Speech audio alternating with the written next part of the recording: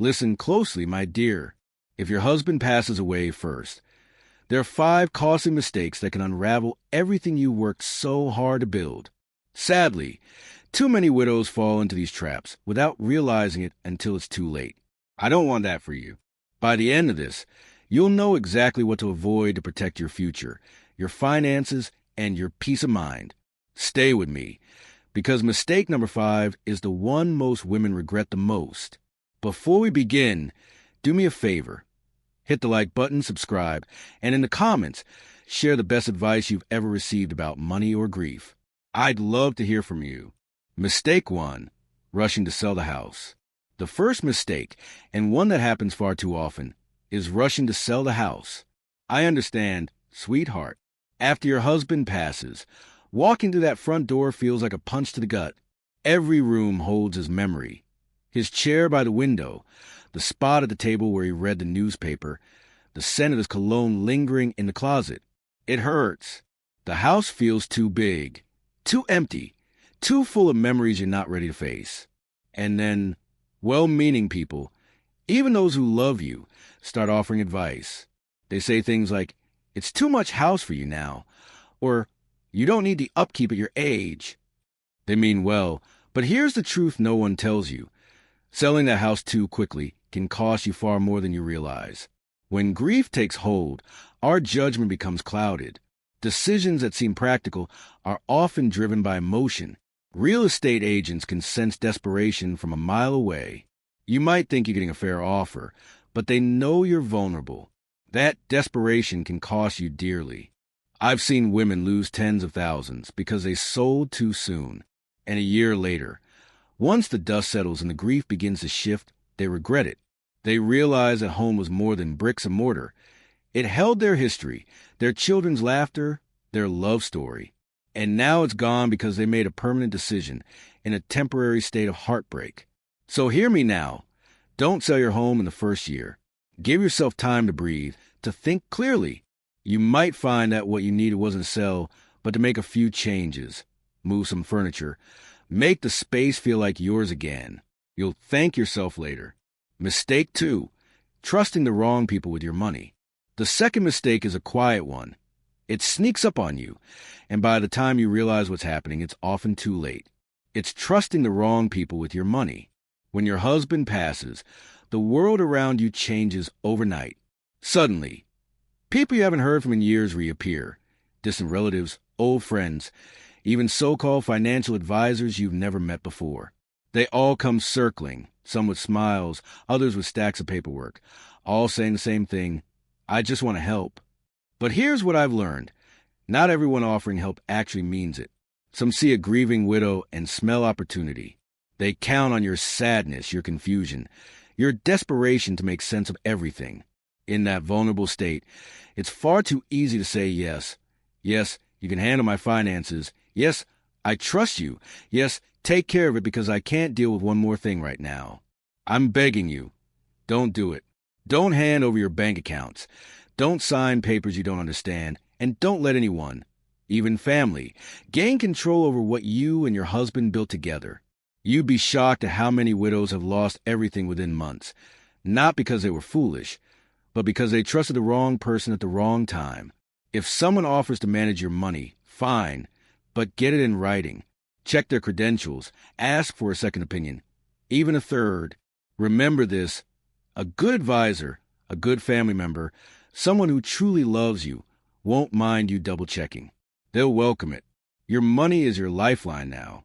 Protect it like your life depends on it, because in many ways, it does. Mistake 3, taking the pension or insurance payout all at once. Now, let me tell you about mistake number 3. This one feels like a blessing at first, but it's a trap, a big one.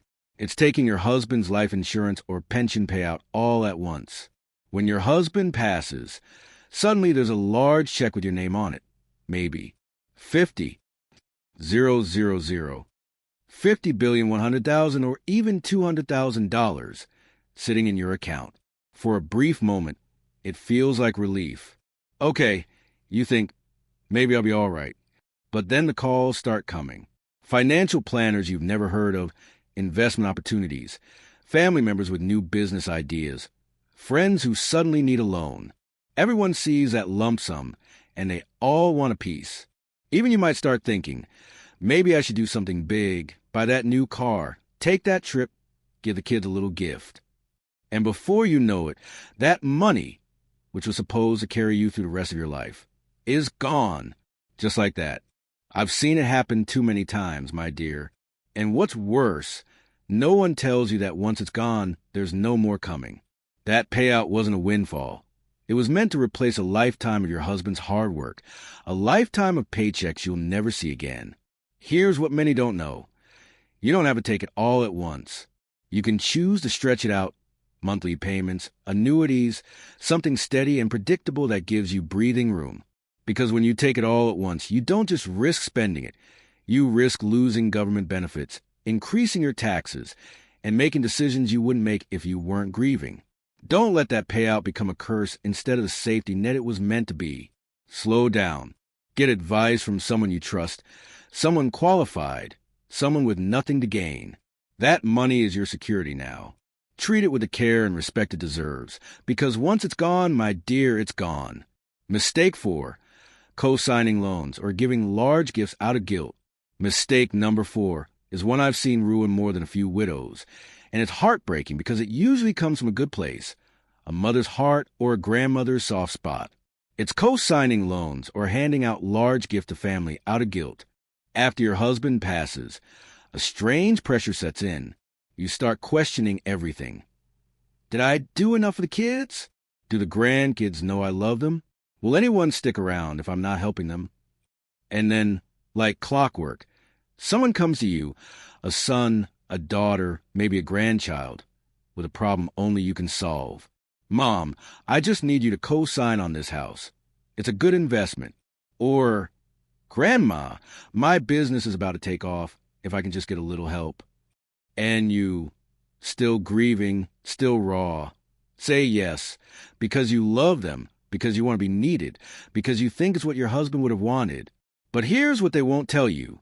Sweetheart, the moment you co-sign, it becomes your debt. If they stop paying, if things go sideways, they're not coming after your son or grandson. No, they're coming for you, your credit, your savings, the roof over your head. I know it feels cruel to say no. I know it feels like turning your back on your family. But protecting yourself isn't selfish. It's smart. You spent a lifetime building your security. Don't gamble away now trying to solve everyone else's problems. And gifts. Oh, I've seen widows drain their accounts trying to make things right, handing out chunks of their husband's life insurance, thinking it'll bring them closer to their family. But let me tell you something I learned the hard way. Money doesn't buy love, and it doesn't buy loyalty. Once it's gone, those same people aren't lining up to take care of you when you need it. So before you sign anything, before you give away a penny, stop, think, and ask yourself, if my husband were standing right here, what would he say? I think we both know the answer. Mistake 5, not updating legal documents and beneficiaries immediately. This last mistake, number 5, is sneaky.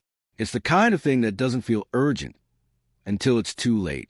It's failing to update your legal documents and beneficiaries right away. I know paperwork is the last thing you want to think about after losing your husband.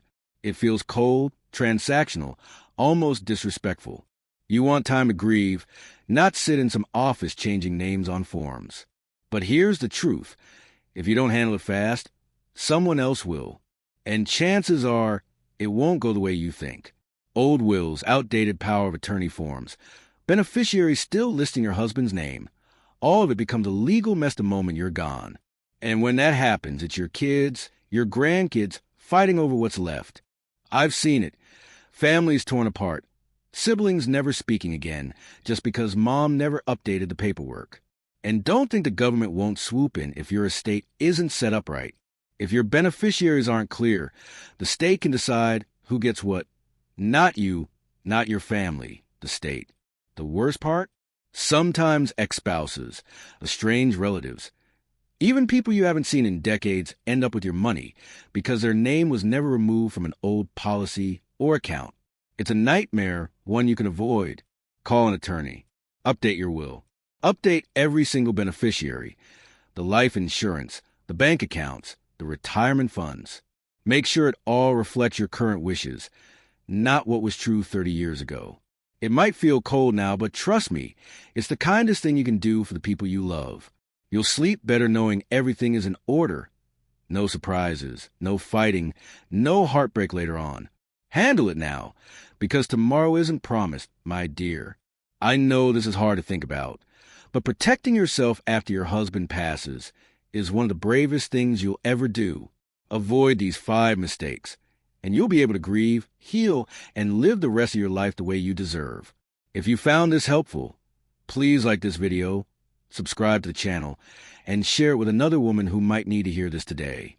And don't forget to sign up for my free Savvy Senior newsletter, where I share weekly tips just like these to help you stay smart, safe, and strong in your golden years. The link is below. Take care of yourself, all right? You're stronger than you know.